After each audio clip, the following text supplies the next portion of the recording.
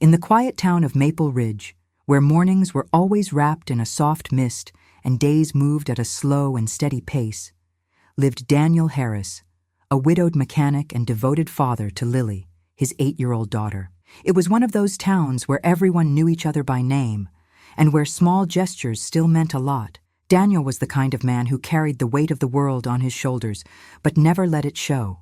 Since his wife passed away 3 years earlier, he had taken on the full responsibility of raising Lily on his own, doing his best to give her a safe, loving, and hopeful childhood despite the financial hardships. He split his time between caring for his daughter, working at the small auto shop he'd inherited from his father, and juggling bills at the end of each month. That Tuesday morning, the cold felt sharper than usual. As he buckled Lily into the back seat of the car, he noticed the fuel gauge blinking in warning. He couldn't really afford gas at that moment, but he had to take her to school.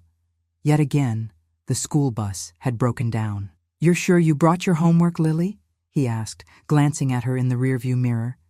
"Yes, Daddy, but—" The little girl paused, her eyes widening. "I think I left my snack on the kitchen counter." Daniel let out a sigh, trying not to show his frustration. He turned the car around and headed back home, his mind already weighed down by worries about the day's work. On the way back to school, something caught his eye. A sleek, shiny black sports car, clearly expensive, was pulled over on the shoulder with its hazard lights blinking.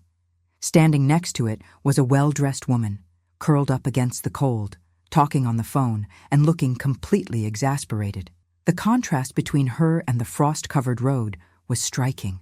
"Wow, look at that car!" Lily exclaimed. "Why is she just standing there, Daddy?" Daniel hesitated for a moment. He was running late, nearly out of gas, but his instincts kicked in. He pulled over and told Lily to stay in the car with the heater running. As he approached, the woman ended her call with a visibly frustrated look, but one that softened when she saw Daniel. "My car just died, and roadside assistance won't be here for another hour," she said, crossing her arms to shield herself from the wind. "If you'd like, I can take a look. It's what I do," he replied, already walking toward the hood. "Seriously? I'd really appreciate that." As Daniel leaned under the hood, checking the engine, Lily rolled down the window and waved cheerfully. "Hi, lady. I'm Lily. That's my dad. He can fix anything." The woman smiled for the first time that morning. "Hi, Lily. I'm Rachel. Your dad looks like a real pro." "He is. He even fixed my flashlight when it broke last week." Rachel let out an honest laugh, the kind that cut through the cold and warmed the air around them. After a few minutes of inspection, Daniel found the issue: a loose connector. He fixed it right there on the spot using tools from his trunk. He asked Rachel to try starting the car, and the engine responded with a smooth hum.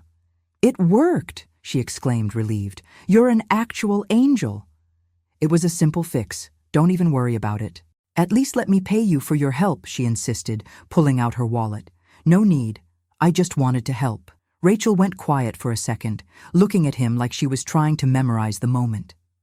Then she pulled out her phone. "At the very least, let me get your shop's number. I'd really like to return the favor someday."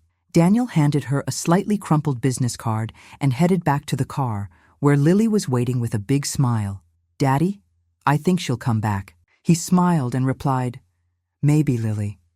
Sometimes, when you help someone without expecting anything in return, the universe finds a way to give it back in surprising ways." He just had no idea how that chilly morning was about to change his life forever. The metallic jingle of the bell above the door echoed through the quiet shop, carrying with it the damp scent of the morning mist. Daniel lifted his grease-stained face from under the hood of an old blue sedan. He wasn't expecting anyone this early. His customers usually showed up after 9 a.m., once the sun had chased away some of the early morning chill. To his surprise, the woman who walked in was the same one from the roadside, Rachel, now dressed stylishly, though more casual. In her hands, she held a small basket wrapped in clear cellophane with a light blue ribbon tied at the top. "Good morning," she said with a smile, taking a few hesitant steps toward the makeshift counter. "I hope I'm not interrupting." Daniel wiped his hands on the cotton rag tucked into his belt and walked over to her, surprised. "Rachel, right? Didn't expect to see you here. I promised I'd come back to properly thank you." She placed the basket on the counter. Inside were homemade cookies, sweet rolls, and a small jar of jam with a handwritten label. Daniel scratched the back of his neck, a little embarrassed by the gesture. "You really didn't have to go to all that trouble." "Maybe not, but I wanted to." She smiled, looking around the garage. "This place has character," he chuckled softly.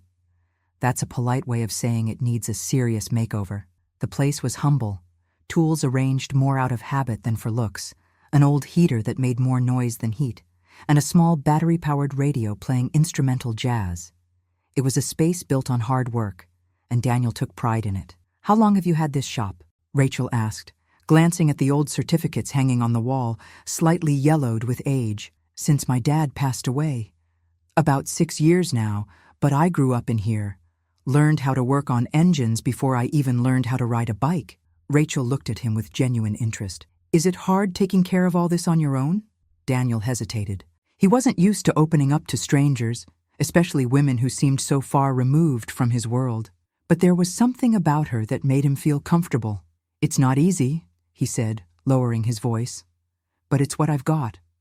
After my wife died, everything changed. My priority became Lily. She's all I have. I saw the way you two look at each other. She clearly adores you." Daniel smiled, thinking of his daughter. "She's the best part of my life. But sometimes, I wonder if I'm really giving her what she deserves." Rachel stayed quiet for a moment, taking in the space around her. It was modest, sure, but filled with purpose. "You know, growing up with absent parents made me appreciate this kind of thing so much more. You might not have luxury, but you've got presence, affection, honesty. That's worth way more than any mansion." Daniel didn't know what to say. Honest words always hit him deep, especially coming from someone who seemed to live in a whole different world. Before leaving, Rachel handed him a card with her personal number. "If you ever need anything, give me a call, even if it's not car-related." He took the card, a little puzzled, and slipped it into his jeans pocket. "Thanks, Rachel, really." "Thank you, Daniel. I'll see you around." As she crossed the street and disappeared into the fog, Daniel stood there for a moment, staring at the door like he was trying to figure her out. Her visit had left a mark, and no matter how hard he tried, he couldn't shake the feeling that this wouldn't be their last encounter. That evening, after dinner, mac and cheese, Lily's favorite, and one of the few recipes Daniel had truly mastered, he cleared the table while his daughter finished her homework in the living room. It was a simple routine, almost predictable. But that night, the sound of his phone vibrating in his jeans pocket broke the warm silence of the kitchen. He frowned when he saw the name on the screen, Rachel Walters. "Hello?" he said, drying his hands on a dish towel. "Hi, Daniel. Sorry to bother you at night. I hope I'm not calling at a bad time." "No, not at all. Lily's here doing homework. I'm just pretending to be a professional dishwasher." Rachel let out a soft laugh on the other end. "I was thinking, do you have any plans for the weekend?" Daniel raised his eyebrows, surprised. "Well, other than changing the oil in 2 trucks and fixing an old pickup from the 80s, nothing that'll take me too far." "Perfect. I mean, how about taking Saturday afternoon off? I was thinking of something simple, nothing fancy, just a walk in the park. There's a pretty spot nearby with a little lake and some trails. And if Lily can come, I think she'd really enjoy it." Daniel was silent for a moment. It was unexpected. A woman like Rachel, with stylish clothes, a polished smile, and a car worth more than his entire house, asking him out for a walk in the park? It felt surreal. "Lily would love that," he answered, without even thinking twice. "But are you sure? I mean, you probably have company that's more from your world." "Maybe," Rachel said honestly, "but lately, I've been looking for something outside my world." Daniel didn't quite know what that meant, but there was a sincerity in her voice that got to him. "Then it's a date," he said. "We'll meet on Saturday?" "Yes. I'll text you the exact location. See you then, Daniel." "See you." When he hung up, Lily was watching him from the living room, leaning on the arm of the couch. "Who was that, Daddy?" "That was Rachel, the lady with the black car. She invited us to the park on Saturday." Lily lit up with excitement. "She's nice, and she makes really good cookies." Daniel laughed, shaking his head. "So you want to go?" Of course. Can I wear my sweater with the stars? You sure can, sweetheart. You're gonna look beautiful. On Saturday morning, the sky was clear and the cold had eased up. Daniel put on his best plaid shirt, even if it was a little worn, and Lily wore her sweater with golden stars, just like she promised. When they got to the park, Rachel was already waiting by the entrance, holding a coffee and wearing a light jacket over a casual dress. She waved when she saw them and walked up to Lily first, handing her a colorful little bag. "I brought some cinnamon cookies just for you," she said with a wink. "Thank you," Lily replied, eyes sparkling. Daniel watched it all with a sense of disbelief. It felt like they were being slowly pulled into a world he didn't fully understand, but one that felt warm and somehow promising. They spent the afternoon walking, skipping rocks on the lake, and laughing at Lily's over-the-top stories about her school adventures. For a few hours, Daniel felt something rare. Lightness. As if, just for a moment, all the burdens he carried had faded away. And Rachel, with her easy laughter and natural, unfiltered energy, felt less like an untouchable figure and more like someone with her own emptiness, someone who might also be searching for shelter in these small, simple moments. On the drive home, Lily dozed off in the back seat with the cookie bag resting in her lap. Daniel drove in silence, a faint smile on his face and his heart beating in a way he couldn't quite explain. Something different was forming. Something good. He just had no idea how much it was going to change his life. Monday morning arrived colder than expected, with frost covering the rooftops of Maple Ridge and fog clouding the car windows. Daniel got to the shop early, as usual. He'd already poured a generous dose of coffee into the chipped mug he'd used for years and was getting ready to face another troubled engine when he heard the sound of a car pulling up outside. It was a sleek, dark SUV, completely out of place in the neighborhood. Daniel frowned and wiped his hands on a rag before heading to the door. To his surprise, Rachel stepped out of the vehicle with a subtle smile and a white box in her hands. "Hope I'm not interrupting," she said, walking carefully across the ground, slick with morning condensation. "You again? I'm starting to think you're collecting visits to the ugliest shop in Maple Ridge." Rachel laughed softly. "I'd say charming, not ugly. And I brought something." She held up the box and handed it to Daniel. "What's this?" he asked, unable to hide his discomfort. "Just a little something." "Open it." Daniel led her inside, placed the box on the counter, and carefully lifted the lid. Inside was a brand new set of tools, professional grade, name brand, way better than anything he owned. Next to it, there was an envelope with his name handwritten on it. "Rachel, this is expensive. I can't accept this," he said, already starting to close the box. "It's a gift, Daniel, and it's for what you did for me. You helped me without expecting anything in return, remember? Besides, your work deserves the best tools.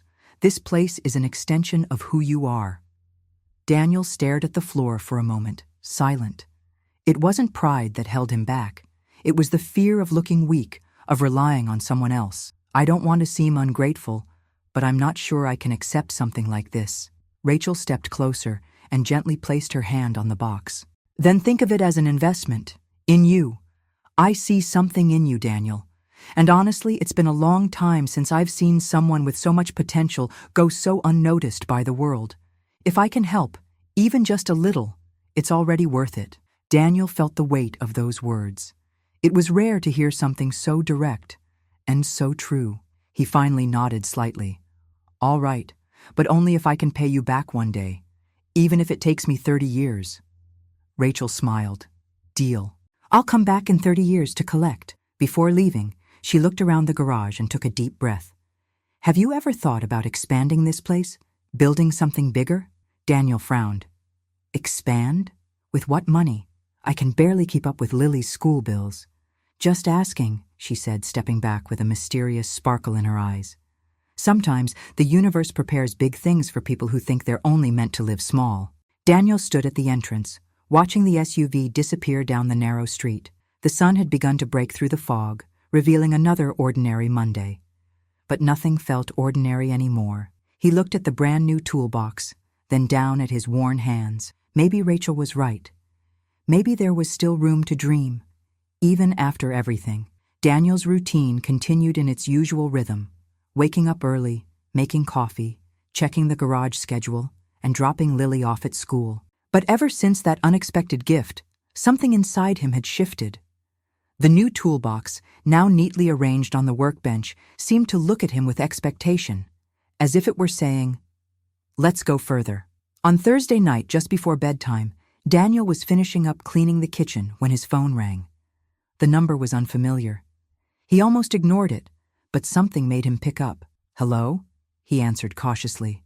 "Mr. Daniel Harris?" The voice on the other end was female, professional, and polite. "Yes, that's me. This is Karen Phillips, recruitment coordinator for Hawthorne Automotive. We're reaching out based on a direct referral from Ms. Rachel Walters. She mentioned your name and work to us, and we'd like to invite you for an interview." Daniel froze. There must be some mistake.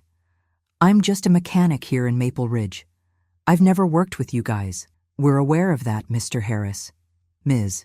Walters' referral came with a lot of enthusiasm. She highlighted your practical skills and your ability to handle pressure. "We'd really like to get to know you better." Daniel looked at the phone as if he were dreaming. "This is a big company, right?" "One of the largest in the automotive sector in the country, Mr. Harris," the woman replied with professional calm. "We have an opening for a technical manager in a special unit that's being restructured, and we believe your profile could be a great fit. The interview is this coming Tuesday, 10 a.m., at our regional office in Riverdale. Riverdale, an hour's drive away, a world apart. I need to think. I'm not exactly what you're looking for." "Think about it, Mr. Harris. Rachel Walters believes in you. That already means a lot around here." After hanging up, Daniel stood still for a moment, staring at the phone like he was still processing what he'd just heard. "Dad?" Lily's sleepy voice came from the living room doorway. "Is everything okay?" Daniel forced a smile and knelt down to hug her. "Yeah, sweetie, everything's fine. Just someone offering me a crazy opportunity." "Are you going to say yes?" she asked, eyes wide and shining. He sighed. "I don't know yet. It's too big, and I'm so used to small." "But you always tell me, we try, even when we're scared." Daniel smiled. She was right. In the days that followed, he tried to ignore the invitation. But Rachel's words kept echoing in his head. The universe prepares big things for people who think they're only meant to live small. On Monday night, he spent hours in front of the mirror, trying to pick the least wrinkled shirt. Lily showed up with a folded piece of paper in her hands. "I made this for you to take tomorrow." Daniel unfolded the note. It was a drawing of her holding his hand in front of a tall building with the caption, "You can do it, Daddy." In the corner, drawn with colored pencils, a heart with the words, "Forever together." His throat tightened. The next morning, as the sun began to rise on the horizon, Daniel set out for Riverdale, heart heavy, mind full of doubts, and Lily's note carefully tucked into the pocket of his shirt. He didn't know what waited for him. But for the first time in a long while, he chose to believe that maybe, just maybe, he had something to offer the world beyond Maple Ridge. The Hawthorne Automotive building in Riverdale was a giant of glass and steel, reflecting the clear morning sky. Daniel parked his old car a few blocks away, feeling like an intruder in a world far too modern for his worn boots and plain shirt. Each step toward the entrance carried the full weight of his self-doubt. In the lobby, a receptionist in a perfectly tailored suit greeted him with a practiced smile. "Mr. Daniel Harris? Ms. Karen Phillips is expecting you on the 12th floor. This way, please." Daniel swallowed hard, subtly pressing the pocket where Lily's note was tucked. It kept him grounded. The elevator shot up too fast. The metallic sound of the doors opening revealed an elegant office space where sharply dressed people typed swiftly on high-end computers. Karen, a middle-aged woman with silver hair pulled back into a perfect bun, greeted him with a firm handshake. "Mr. Harris, I'm glad you came. Rachel's spoken very highly of you." "Yeah, she seems to believe in me more than I do," Daniel replied with a modest smile. Karen led Daniel to a glass-walled conference room. Inside, 2 other people were already waiting. Mr. Collins, the technical director, and Laura, the project coordinator. The interview started formally. Technical questions about engines, repair shop solutions, team leadership and management. Daniel answered honestly. He didn't try to impress with fancy jargon. He didn't know any. But when he talked about fixing problems with makeshift parts, dealing with customers patiently, or repairing trucks on the side of the road with a flashlight in his mouth, his voice was full of confidence. That he knew like the back of his hand. At one point, Laura interrupted. "You don't have a college degree, correct?" "No, ma'am. My school was my dad's garage. And life." She nodded, expressionless. "Then why should we consider you for a management role in one of the company's most critical divisions?" Daniel took a deep breath. "Because sometimes what's missing on paper shows up tenfold in real life. Because I spend my days solving real problems, with real tools, talking to real customers, training real apprentices. I may not speak fancy about engines, but I know how they work. And I know how to make a team work, too." For a moment, silence filled the room. Then Karen smiled, clearly pleased. "Thank you, Mr. Harris. We'll be in touch very soon." Daniel walked out of the room with his heart pounding. He didn't know if he had done well or if he'd made a mistake just by showing up. But he felt different, lighter, as if just showing up had already been a victory. When he got back to Maple Ridge, the first thing he did was pick Lily up from school. She ran up to him with her backpack bouncing on her shoulders. "So, Daddy, did you get it?" He lifted her into the air with a tired but tender smile. "I don't know yet, sweetheart, but I went. And that's already a step, right?" Lily nodded firmly. "And you were brave. That's more important than anything." Daniel laughed, pulling her close to his chest. That night, before going to bed, he took her note and pinned it to the fridge door with an old magnet right in the center. It was more than just a child's drawing. It was his daily reminder that courage, even with fear, was still courage. And although he didn't know it yet, that interview would open doors that would change everything. 2 days had passed since the interview at Hawthorne Automotive, and Daniel tried to go about his routine like nothing had changed. But something had changed, inside. Even without an answer, he no longer saw himself as just a small-town mechanic. For the first time in years, he felt like maybe he could be something more than what life had pushed him into. On Thursday morning, he was under the hood of an old Dodge pickup, struggling to loosen a stuck bolt when his phone buzzed in his pocket. He quickly wiped his hands on a greasy rag and answered. "Hello? Mr. Harris? This is Karen Phillips from Hawthorne." Daniel froze, heart racing. "Yes, of course. Good morning. I'm calling with good news. Our committee has decided to move forward with your hiring.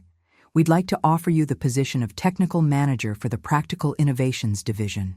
He stood in stunned silence, trying to process. He'd read about that division on the company website.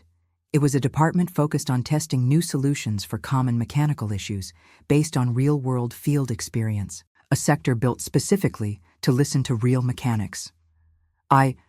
This is unbelievable," Daniel said, barely able to contain his shock. "But are you sure?" "Absolutely, Mr. Harris. Your interview was honest, insightful, and, above all, inspiring. What you bring is exactly what we're looking for. Ms. Walters also reaffirmed her full support for your appointment. You'd start in 2 weeks. We'll send all the details by email later today." Thank you. Really, thank you." After hanging up, Daniel stood still for a moment. Then he leaned against the truck and let out a disbelieving laugh. He'd done it. Later that day, when he went to pick up Lily from school, she ran to him the second she saw him. "Well?" she shouted, bursting with excitement. Daniel knelt down and scooped her up into his arms. "They hired me, Lily. I got the job." She squealed with joy, wrapping her arms tightly around his neck. "Are we gonna move?" He paused for a second. "Not yet. We'll take it one step at a time. It's in Riverdale, remember? Just an hour away. We can stay here for now. But yeah, a lot's gonna change." That night, after tucking Lily into bed, Daniel stepped out onto the porch, where the cold wind blew gently. He sat on the steps and looked up at the sky, breathing deeply. That's when his phone buzzed again. It was a message. "Rachel, I heard you accepted the offer. Congratulations, Daniel. I knew you could do it. I'm really proud of you." He stared at the message for several long seconds before replying. "Daniel, I don't even know how to thank you. You changed my life, truly." Her reply came quickly. "Rachel, You just needed someone to see you for who you really are. The rest was always there inside. Daniel smiled, feeling something tighten in his chest, something good. He didn't quite know what there was between him and Rachel, but he knew one thing for sure. There was admiration and a real connection. The following week, he would begin a new chapter, a new job, a new life. But in that moment, under the starry sky and with the phone in his hands, he simply allowed himself to feel pride, gratitude, and hope. Daniel's first morning at Hawthorne Automotive began well before sunrise. He put on the only dress shirt he owned, bought last minute during a clearance sale at the Riverdale Mall. It was a little loose and didn't quite fit right, but he spent a long time trying to make it look as neat as possible in front of the mirror. Lily, excited as always, made him a card with colored pencils. She drew a car with wings and wrote, "Good luck, Daddy. You're gonna fly high."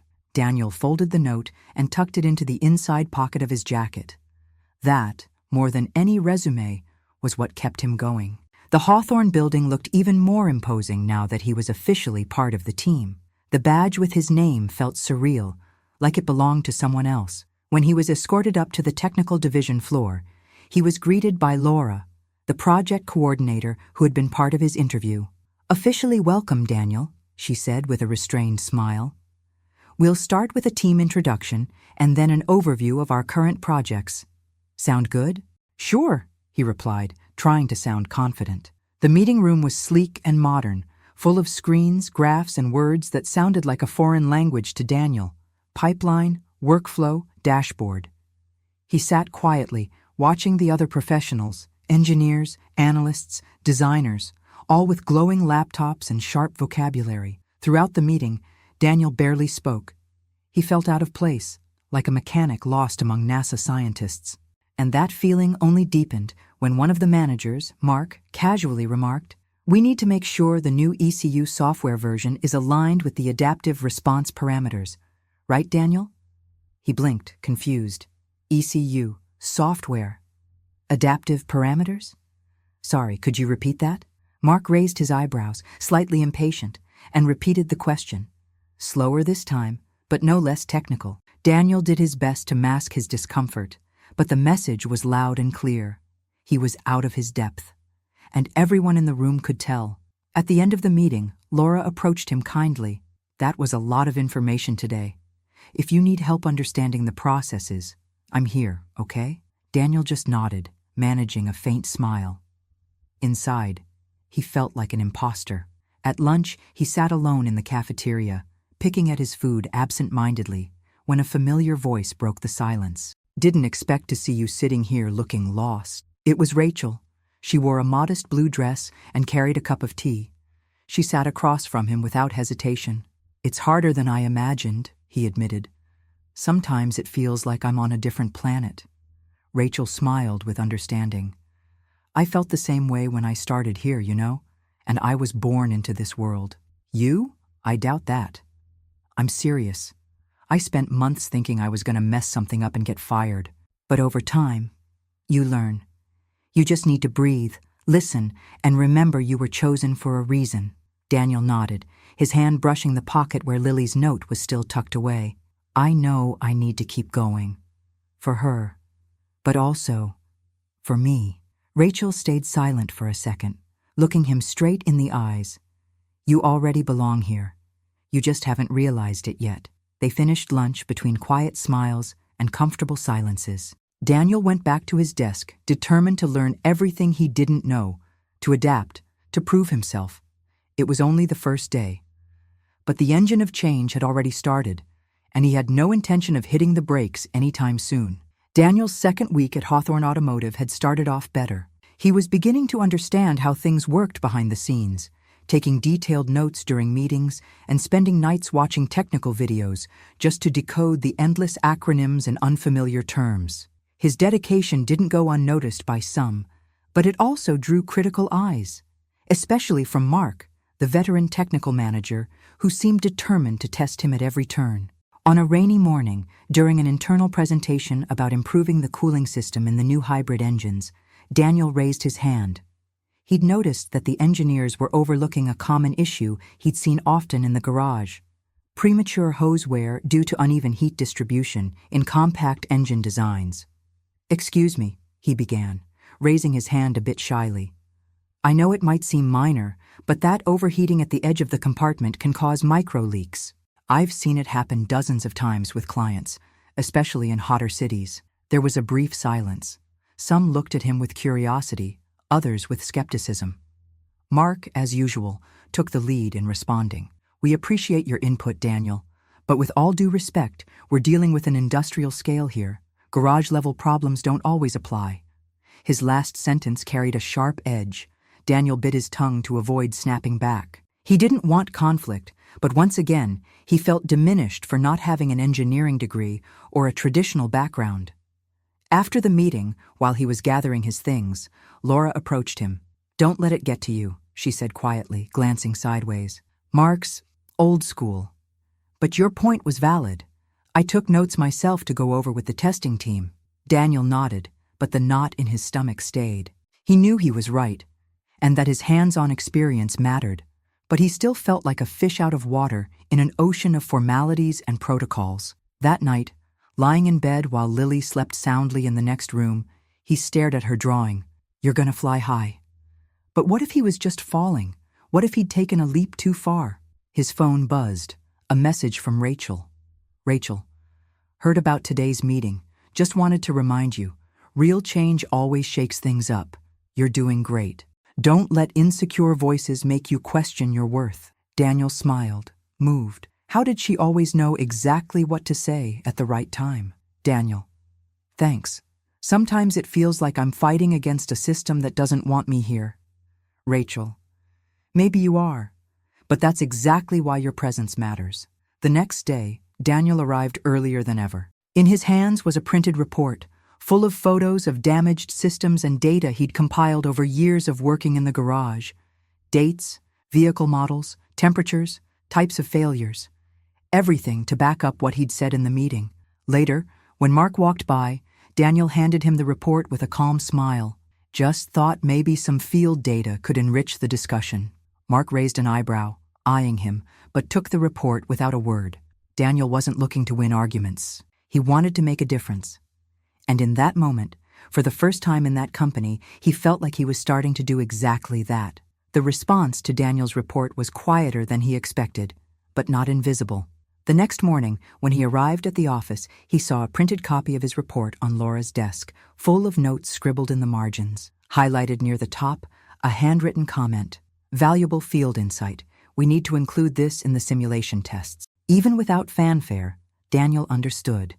His voice was beginning to be heard. Later that day, during an innovation committee meeting, Laura brought up his work directly. "And based on the data Daniel shared this week, we're going to make a change in our field analysis protocol. Our proposal is to integrate hands-on experience into the diagnosis of recurring failures." Daniel, sitting in the corner of the room, felt his heart race. It was the first time his name had been mentioned there in a tone of merit. Even Mark, who usually ignored him, gave him a more neutral, almost respectful look. During the break, Laura walked over to him with a quiet smile. "Just for the record, that was excellent documentation. We need more of that kind of perspective. You brought something no one else here had." "Thank you," Daniel said, genuinely surprised. "I just tried to show what I've always seen in practice, and you did it really well. Keep going." At the end of the day, while reviewing a spreadsheet full of technical adjustments, Daniel heard a gentle knock on the divider of his workstation. It was Rachel, dressed more casually than usual, holding 2 coffees. "Thought you might want a break," she said, handing him one of the cups with a smile. "You've got a real talent for showing up at just the right time. You know that?" She shrugged playfully. "Let's just say I like checking in on the progress of people I believe in." "Well, today was a big day. They're starting to listen to me," he said, still trying to believe it himself. "I heard. Your report's already a reference. Mark even told me he was impressed." She made air quotes and a funny face. Daniel laughed, leaning back in his chair. "Never thought a spreadsheet could do so much for me.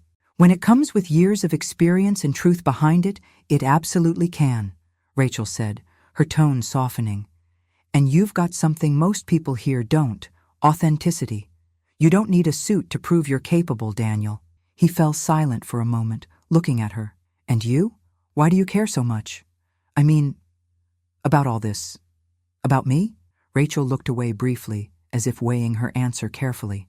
Because I've been the odd one out too. And when someone finally gave me a chance, everything changed. Now, whenever I can, I try to do the same for someone else. Even when that someone is a small-town mechanic who doesn't understand half the company's lingo? She looked at him firmly. Especially when it's someone like that. They smiled at each other, and for a brief moment, there was silence, but a comfortable silence, filled with mutual admiration, and something else quietly growing between them, though neither of them was quite ready to name it yet. That night, when Daniel got home, he found Lily waiting for him with a tray of warm cookies. "How was your day, Daddy?" He sat down beside her, took a cookie, and smiled with a light heart. It was the best day ever. He didn't say anything about reports, meetings, or recognition, but he knew he was growing, inside the company and within himself, and that the best was still to come. Daniel's professional progress at Hawthorne Automotive was obvious, and little by little, he was beginning to feel like he belonged in that world.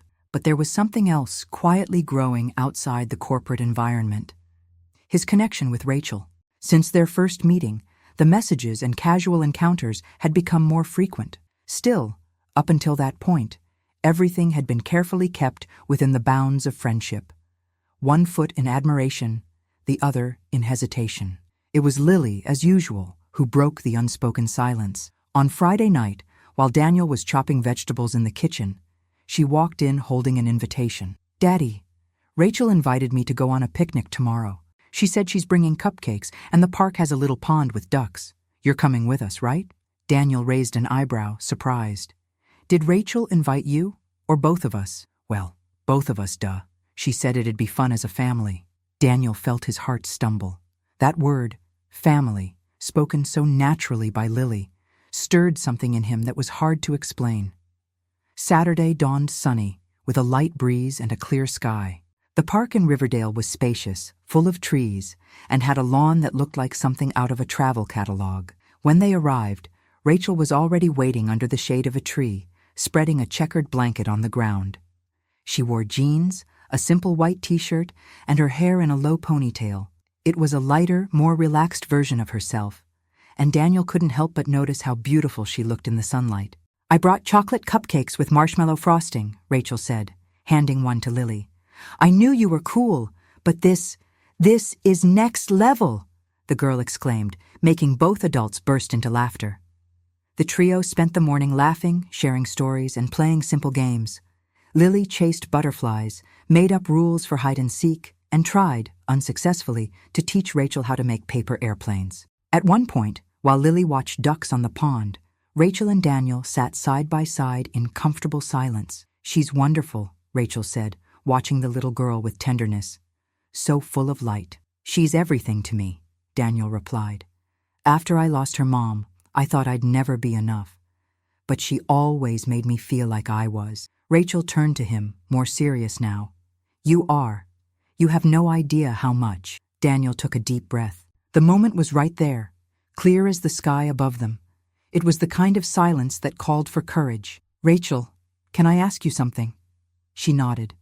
"Why are you always around? I mean, you've got a life that seems so far from mine, but you keep choosing to be here, with me, with Lily."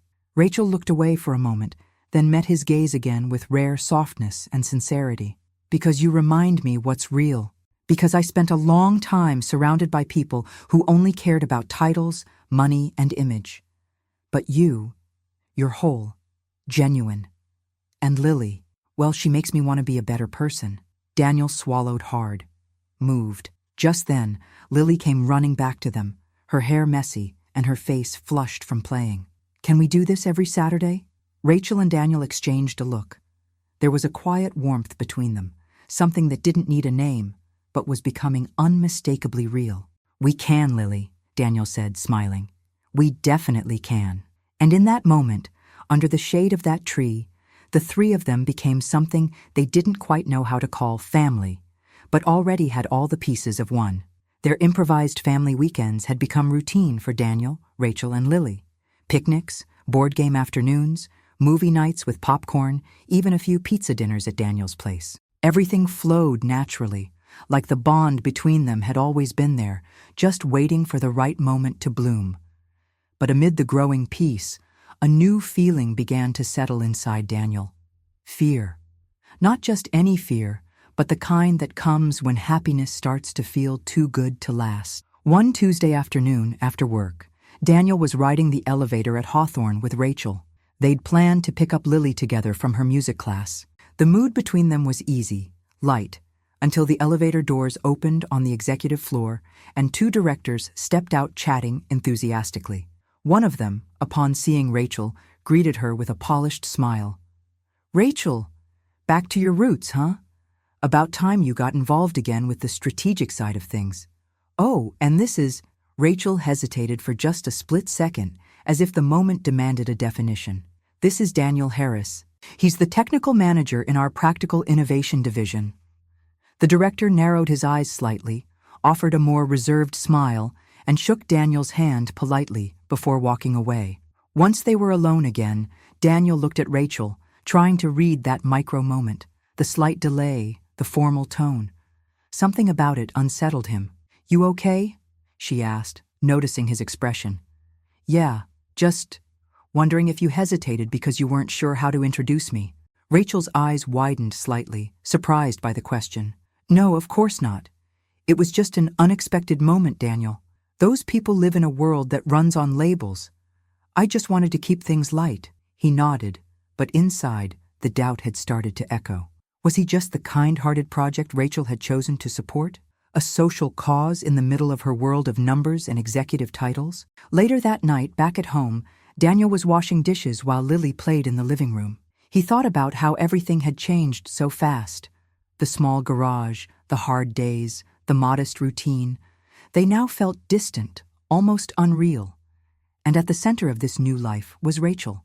But how much of her was real? And how much was temporary? That night, he called Rachel. The conversation started light, as always. But in the middle of a pause, Daniel took a deep breath and decided to open his heart. "Can I ask you something?" "Of course, Daniel.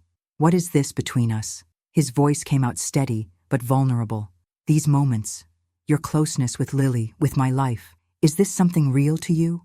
Or is it just a kind phase?" On the other end of the line, the silence lasted longer than he would have liked. "Daniel," she finally said, "it's not just a phase. It's real to me too. But I don't know if I know how to deal with this. My world's always been built around walls, contracts, commitments. And you're like a place where I can finally breathe. And that scares me." "It scares me too," he admitted sincerely. "But I'm willing to figure out what this means if you are." Rachel paused for a few seconds, then said, her voice softer, "Then let's figure it out. Together, one step at a time." Daniel smiled, relieved, though something inside him remained alert, a quiet intuition that, at some point, the world he was adjusting to would test him again, make him question everything all over. But for now, he chose to trust and to keep going. The lights were a little too bright for his taste. Lily had given him a small pin with a hand-drawn D on it, which he kept hidden in his pocket like a lucky charm. The hotel ballroom was dazzling, giant chandeliers, soft music playing in the background, waiters moving through the crowd with trays of champagne. Rachel looked stunning in a deep wine-colored dress with a classic cut. When she saw Daniel, her eyes lit up. "Wow," she said. "You look incredible." Daniel smiled, visibly uncomfortable. "I'm trying to pretend I'm not counting how many crystal glasses there are per square meter." She laughed and gripped his hand firmly. "Just pretend it's a fancy barbecue. Works every time." But not everyone shared her enthusiasm.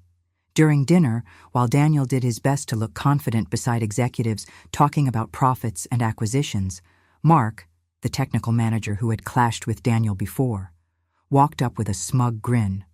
So it's true.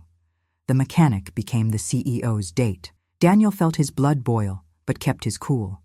"I'm here as a guest, just like everyone else." "Sure," Mark said, taking a sip of wine. "Let's just hope your ride to the top doesn't come at the expense of the meritocracy this company's always stood for. Before Daniel could respond, Rachel stepped in, her voice firm. Mark, what Daniel has can't be found on any diploma: integrity, hard work, and empathy.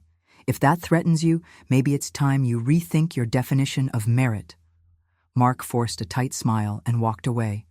Daniel looked at Rachel, deeply impressed. Thanks for that.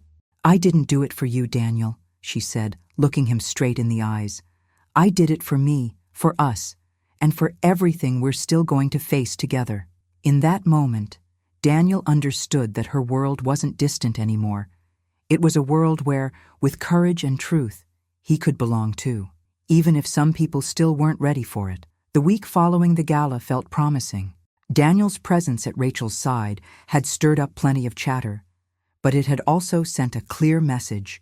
They were together, and not just in the romantic sense. They respected each other as equals, even if they came from different worlds. But no one expected the storm that was about to hit Hawthorne Automotive. On Monday morning, an emergency meeting was called on the executive floor. Daniel, now considered a key player in the technical division, was asked to attend. As soon as he walked into the room, he sensed the tension.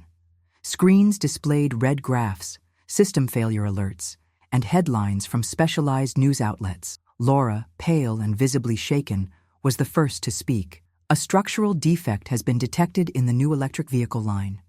The cooling system fails under extreme heat conditions. Exactly the issue Daniel pointed out in his report. Mark, wearing a tense expression, added, "A batch of vehicles has already been shipped to 3 states. If testing confirms the issue, we'll have to issue an urgent recall." Rachel entered the room moments later, accompanied by the company's CEO. Her eyes met Daniel's briefly, but she said nothing. She was focused, a leader. "We need a solution in 48 hours, the CEO said. "A failure of this magnitude could compromise million-dollar contracts. We're not letting that happen." Silence fell. No one had a clear answer, until Daniel spoke up. "I've seen this before. In retrofitted engines, using low-rotation fans. The issue isn't the structure itself. It's the sensor that regulates the system's activation. It responds too late in very hot environments." Everyone turned to look at him. "I can set up a simulated test using an alternative configuration I saw work in agricultural transport trucks. It's an improvised solution, but it could give us an immediate answer," Daniel continued. Mark scoffed, unconvinced. "You want to solve a multi-million-dollar issue with a farm fix?" "I want to solve a real problem with a practical solution," Daniel replied firmly. "Or would you rather wait for a 30-page report that shows up after the customers are already on the news?" Rachel looked at the CEO. "I trust Daniel. Let him show what he can do." The CEO nodded. "All right, you've got 24 hours. That night, Daniel stayed late at the company headquarters. He built a simulation using repurposed parts, connected sensors, adapted scripts, and monitored temperature across different conditions. He worked non-stop, his eyes burning with fatigue and his head pounding. Around 5 a.m., the data began to come in. The tests with the adapted sensor showed a 37% reduction in the cooling system's response time. It was enough to prevent dangerous overheating. He documented everything, with photos, with measurements, with simple explanations. The next morning, he presented his results to the board with clarity and confidence. When he finished, the room fell silent for a few seconds, until the CEO finally said, "This could be the difference between a scandal and an innovation." "Excellent work, Mr. Harris." Even Mark, reluctantly, had to admit it was efficient and unexpectedly functional. Rachel smiled, relieved, pride shining in her eyes. That day, Daniel was no longer the mechanic Rachel brought in. He was the man who saved the company's reputation with practical thinking, courage, and humility. But he knew the biggest test was still ahead, and it wouldn't be technical. It would be emotional, because success also brings difficult choices. Recognition came quickly. After presenting his solution to the overheating problem, Daniel started being mentioned in executive meetings, cited in internal reports, and even called in to chat with directors who had previously ignored him. His name, once seen as a curiosity inside Hawthorne Automotive, had become synonymous with practical insight and real-world results. But in the midst of all the spotlight, Daniel started to feel a subtle discomfort. That Friday, while reviewing contracts for a new division project, Daniel received a voice message from Mrs. Agnes, a longtime customer from the Maple Ridge garage. "Hi, Daniel. Sorry to bother you. Just wanted to know if you still do private repairs. My car's making that weird noise again. And honestly, I don't trust anyone but you." The message echoed in his mind. Later, Rachel walked into his office, smiling. "You've been invited to speak at Hawthorne's annual engineering conference in Chicago. It's a big honor, you know. They want you to talk about your journey, from mechanic to solutions leader." Daniel blinked, surprised. "That's huge." "It is," Rachel said, sitting across from him. "And you deserve it. After everything you've been through, everything you've built. It's more than earned." But Daniel didn't respond right away. He just stared at the computer screen, where the spreadsheet suddenly seemed meaningless. Rachel noticed. "What is it?" He sighed. "I keep wondering if I'm still the same guy who used to fix mufflers with wire and duct tape. If I'm not getting lost in all this." "You're not getting lost," she said firmly. "You're growing, maybe. But growing into what?" He looked at her. "You know I never planned to be here. I stepped into this world because you opened a door, and I'm grateful. But sometimes I miss the simple stuff.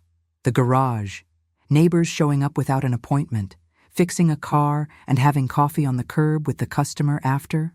Rachel stayed quiet for a moment. "You miss your old life? Not the hard part, but the authentic part, you know? Being close to people. Seeing the results in my hands, not just in reports." She nodded slowly, understanding. "Then maybe you need to figure out what your kind of growth looks like. Growing doesn't mean leaving everything behind. Sometimes it means transforming what you love into something even greater." That night, Daniel came home early and found Lily sitting on the couch drawing. "Hi, Daddy," she smiled, showing him the drawing. "Look, I drew the three of us again. Me, you, and Rachel. But this time, I put a garage behind us. 'Cause you told me maybe one day you'd have one of your own, remember?" He looked at the drawing.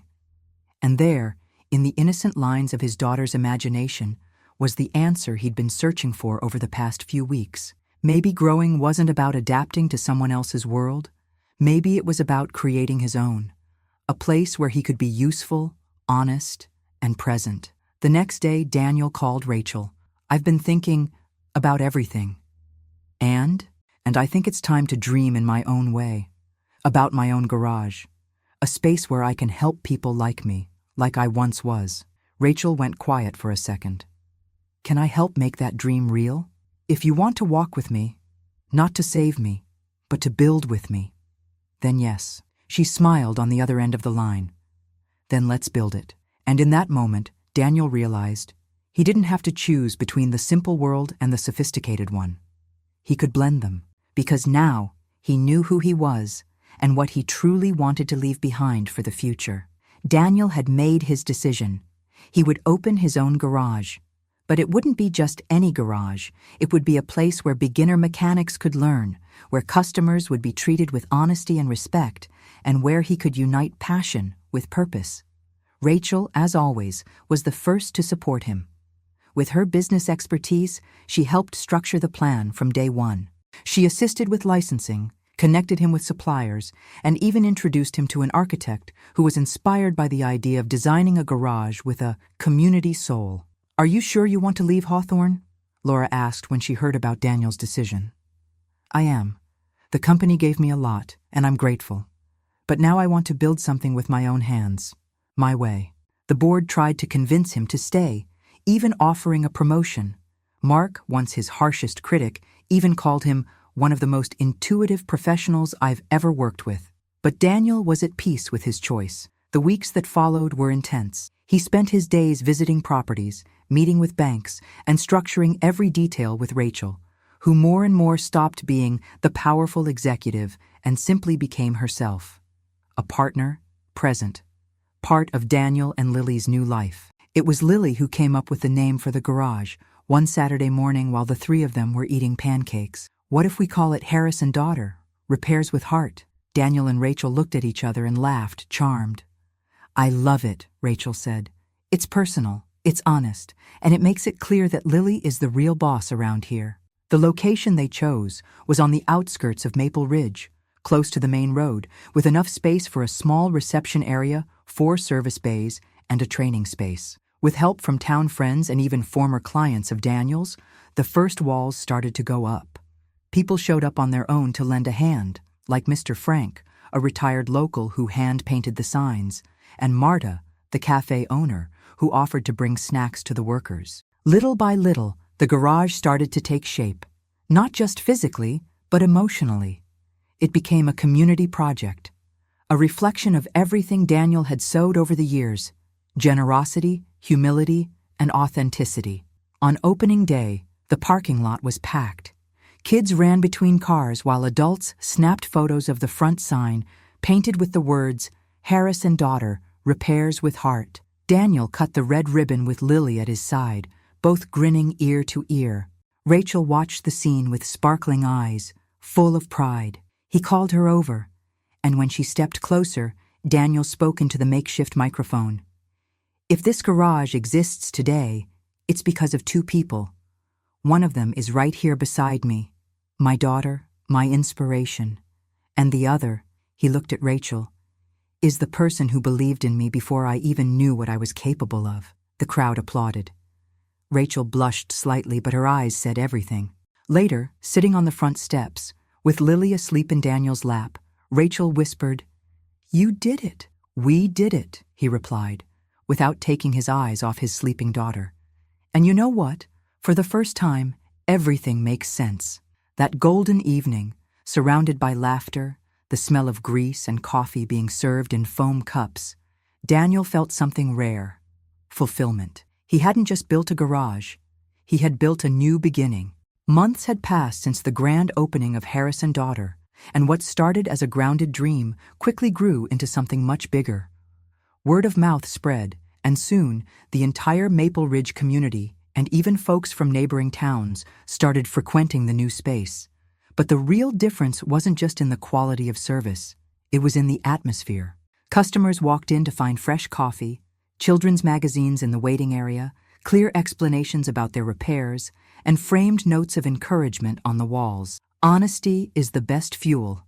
And we fix more than cars. We rebuild trust. Daniel thrived in the busy rhythm, covered in grease, happy, teaching young apprentices how to identify engine noises, adjusting old parts with care, and patiently answering questions from elderly customers with a warm smile.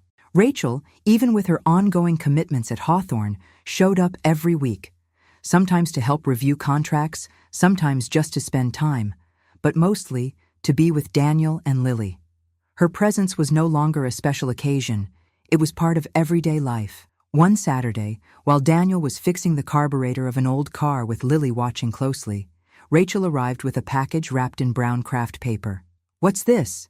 Daniel asked, wiping his hands on a shop rag. "A gift," Rachel said, handing it to him. Inside the package was a small custom-made metal plaque engraved with the words, "To Daniel Harris, a man who fixes more than just engines." Daniel read it in silence, moved. "Rachel, this is true," she finished, taking his hand. "I've watched you rebuild your life with courage, kindness, and an unbelievable faith in doing what's right. And seeing you here, in this place, with Lily, with everything you've created, reminds me why it's worth believing in people." Lily, watching the two with the curious gaze of a clever child, suddenly said, "You two should get married."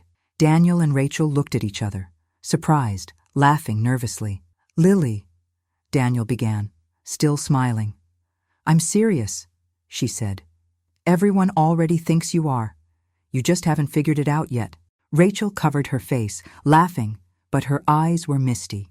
Daniel, quieter now, knelt beside his daughter and looked at Rachel with a different kind of light in his eyes. "What if we thought about it?" he asked gently, but seriously.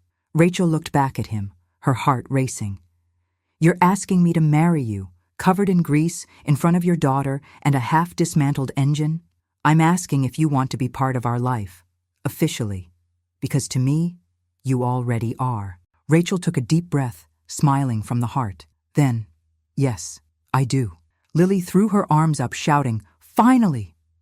They hugged right there between tools, oil stains, and simple joy. No rings, no formalities, just real love, built slowly, like everything that truly matters in life. The garage kept running that day, filled with laughter and the familiar scent of honest work. And in the middle of it all, Daniel knew with absolute certainty he hadn't chosen the easiest path, but he had chosen the right one.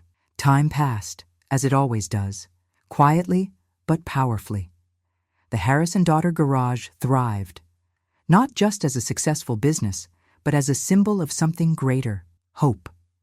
Young mechanics came from distant neighborhoods to learn from Daniel, who was now called Mr. Harris by almost everyone, though he still said, "It's just Daniel, you can call me that." Rachel, once the CEO of one of the biggest automotive companies in the country, now split her days between strategic consulting and afternoons watering the garden of their new home, a small house with a big soul that she and Daniel bought together. Lily grew up surrounded by love and purpose. At 9 years old, she already helped at the garage's front desk on Saturdays, proudly wearing a badge that read, "Chief Customer Service Assistant." When people asked what she wanted to be when she grew up, she'd say proudly, "I want to fix things, like my dad, like Rachel. I want to fix the world." One summer afternoon, Daniel hosted a small celebration in the garage courtyard. Nothing fancy, just neighbors, friends, employees, and apprentices. There was cake, lemonade, soft music, and the laughter of children running between parked cars. Rachel brought out a framed gift wrapped in gold paper. "Last present. Promise," she said, handing it to Daniel. He opened it and found an old photo. He and Lily, from the early days of their journey, in simple clothes with tired smiles. Next to it, a recent photo, taken at the garage's grand opening, with the three of them, arms around each other, beaming with joy. Beneath the photos, an engraved phrase, "Kindness changes destinies." And it all started with a simple gesture by the side of the road. Daniel took a deep breath, holding back tears. "I never imagined my life would change so much just from stopping to help a stranger in the cold." Rachel hugged him. "And I never imagined that breaking down would lead me to my true home." The guests clapped. Lily climbed onto a toolbox to get everyone's attention. "Can I say something?" "Go ahead, boss," Daniel teased. "My dad taught me you don't have to be rich to make a difference. Sometimes just being truly good already changes everything, and he's the best example of that." The silence was broken by applause. Some people had teary eyes. Daniel, visibly emotional, pulled his daughter into a tight hug. As the sun began to set, coloring the sky in shades of orange, Daniel stepped away for a moment, sitting on the garage steps with a cup of coffee in his hands. He looked around. Happy people, smiling customers, apprentices gaining confidence, Rachel chatting with the neighbors, and Lily running with the other kids. And he knew. He knew that everything he'd been through, the losses, the struggles, the fears, had shaped him for this moment. There were no luxuries, but there was purpose, no fame, but there was respect, and above all, there was love. As the sound of laughter filled the air and the warm lights of the garage lit up the yard, Daniel thought, "Maybe I never had much, but today, I have everything that matters." And so ends the story of an ordinary man with calloused hands and a giant heart, who discovered that life's greatest treasures don't come from titles or bank accounts. They come from choosing to love, to help, and to believe, even when it seems impossible.